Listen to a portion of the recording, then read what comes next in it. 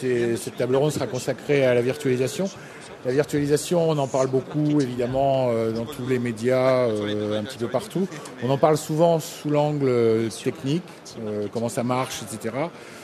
Et depuis longtemps, cette fois-ci, j'ai pensé que c'était peut-être plus intéressant d'essayer de voir comment on s'en sert, comment ça se déploie dans l'entreprise.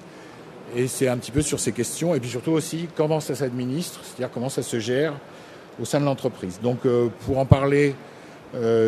alors l'ordre a été un petit peu changé, mais nous avons monsieur James Weir, qui est le directeur technique de UShareSoft, une jeune société. Ensuite, pardonnez-moi, monsieur Yassine Kedash, qui est directeur technique d'Alizeo. Ensuite, Nicolas Barcet, qui est le responsable des produits serveurs Ubuntu pour Canonical. Ensuite, monsieur Frédéric Vanière, donc directeur technique de Planetwork, qui fait de l'hébergement et plein d'autres choses.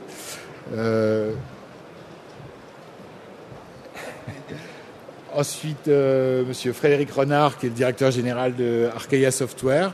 Et au bout de la table, monsieur Christophe Dubourg, qui est Infrastructure Architect Lead chez Microsoft France, et donc spécialiste de la virtualisation. Alors, une des premières questions que je voudrais poser un petit peu à la cantonade, c'est dans le choix de la virtualisation, qu'est-ce qui est le moteur principal dans les contacts que vous pouvez avoir avec vos clients pour faire cette démarche? Est-ce que on l'associe souvent à l'optimisation des ressources, quel est le paramètre principal pris en compte? Je ne sais pas, monsieur Dubos par exemple. Merci. Ce que l'on a pu constater, c'est que peut-être un des points clés derrière le succès de la virtualisation en environnement, x86, x64, c'est lié au fait qu'il y a une multiplicité d'usages qui sont envisageables. Il y a bien entendu la consolidation qu'on connaît tous sur réduire soit sa consommation de watts, soit son utilisation de mètres carrés, soit gérer effectivement des environnements très dispersés pour les reconcentrer d'un point de vue logique. Et puis les scénarios, ils ont aussi évolué avec le temps. L'extension de la virtualisation à des scénarios tels que l'allocation dynamique de ressources, l'utilisation dans le cadre des plans de reprise sur incident et des plans de continuité d'activité.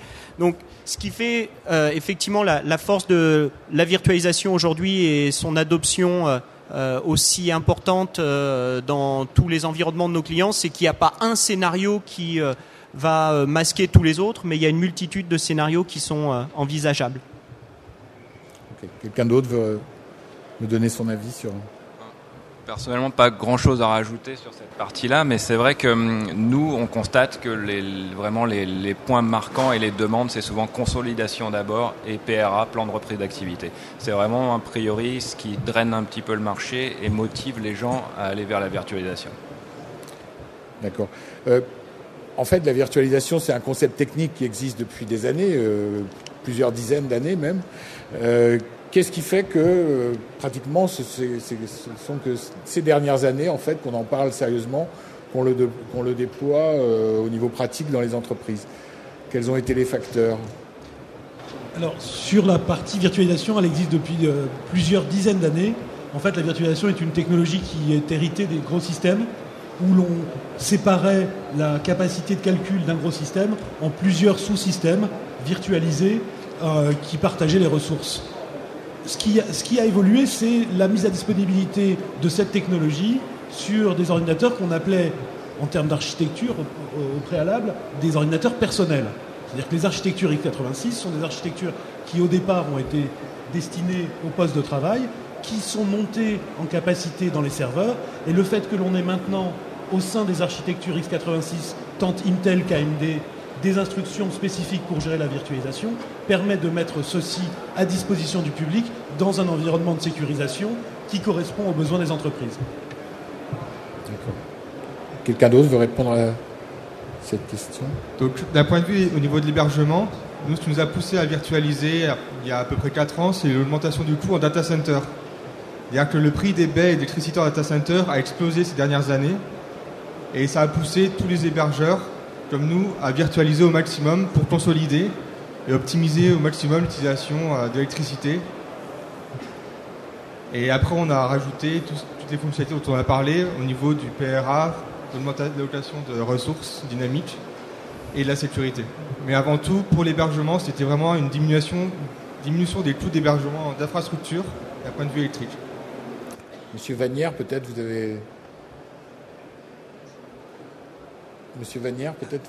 Oui, peu de choses à ajouter. Effectivement, on a vu dans un premier temps la consolidation, se dire tiens, mes serveurs physiques, je vais les concentrer sur un gros serveur matériel. La deuxième phase aussi que l'on a vu dans l'adoption de la virtualisation, c'est une fois que cette plateforme de virtualisation a été utilisée pour quelques serveurs physiques existants, c'est de se rendre compte que l'on pouvait séparer par machine virtuelle, mettre un service dédié et d'avoir donc une machine virtuelle dédiée par service, plutôt que d'avoir un serveur qui remplissait plusieurs fonctions. Ça permet de mieux isoler chaque service servi par le serveur et d'avoir un meilleur contrôle, une meilleure gestion de chacune de ces opérations fournies sur le serveur de virtualisation. D'accord. Une question qui se pose quand on parle virtualisation par l'hyperviseur. On sait qu'il y a à peu près 2 types globalement d'hyperviseurs qui opèrent à différents niveaux. Est-ce qu'il y a des technologies qui s'adaptent plus à certains types d'applications ou est-ce qu'il y a des précautions particulières à prendre dans un cas ou dans l'autre? En termes de technologie, moi j'en compte 3. Je compte la technologie de virtualisation pure, c'est-à-dire où on va faire de la simulation d'existence d'une machine complète, de la paravirtualisation, où l'on va simuler pour partie seulement la machine, et où c'est une collaboration entre les différentes machines virtuelles qui vont accéder à du matériel commun qui va être permis. Et puis, troisièmement, la méthodologie dite de conteneur, qui va utiliser un seul noyau OS qui va être partagé entre plusieurs instances de machines. En termes d'utilisation de ressources, traditionnellement, la première méthode est la plus consommatrice. On va pouvoir mettre moins de machines, mais les machines vont pouvoir être de types très différents, n'ont pas besoin d'être modifiées en quoi que ce soit pour pouvoir cohabiter entre elles. La seconde est moins consommatrice, mais nécessite une modification de chacune des machines pour pouvoir cohabiter. Et la troisième nécessite une unicité de noyau, ce qui veut dire que globalement on fait tourner n fois le même OS. Les densités de machines vont varier d'un facteur 10 peut-être entre les technologies de conteneurs et les technologies de virtualisation. On assiste aujourd'hui cependant à l'arrivée de nouvelles technologies au sein de la virtualisation qui vont permettre de partager des pages mémoire entre différentes machines virtualisées qui permettent de se rapprocher des densités que l'on a pu avoir jusqu'à présent uniquement sur les stratégies de conteneurs. Allez-y. Oui, peut-être un tout petit complément sur l'option paravirtualisation. C'est le fait qu'aujourd'hui, au niveau matériel, les évolutions dans les architectures, aussi bien chez Intel que chez AMD, vont dans le sens de gérer au niveau matériel de plus en plus des architectures avec des environnements multisystèmes. Et donc, on va pouvoir aller exploiter de manière de plus en plus efficace l'environnement matériel et donc aller de plus en plus loin vers une paravirtualisation, éviter de recréer en logiciel et finalement des services qui sont déjà proposés par le hardware, confère IOMMU, confère le groupe de travail autour de PCI pour avoir effectivement des environnements matériels qui soient conçus pour que nativement il y ait plusieurs systèmes qui soient simultanément en cours d'exécution. D'accord. Maintenant, une chose qui m'intéresserait de savoir, c'est comment les entreprises se servent pratiquement de ces possibilités. C'est-à-dire, est-ce que c'est essentiellement de l'optimisation ou est-ce qu'on trouve d'autres avantages qui apparaissaient pas obligatoirement initialement ?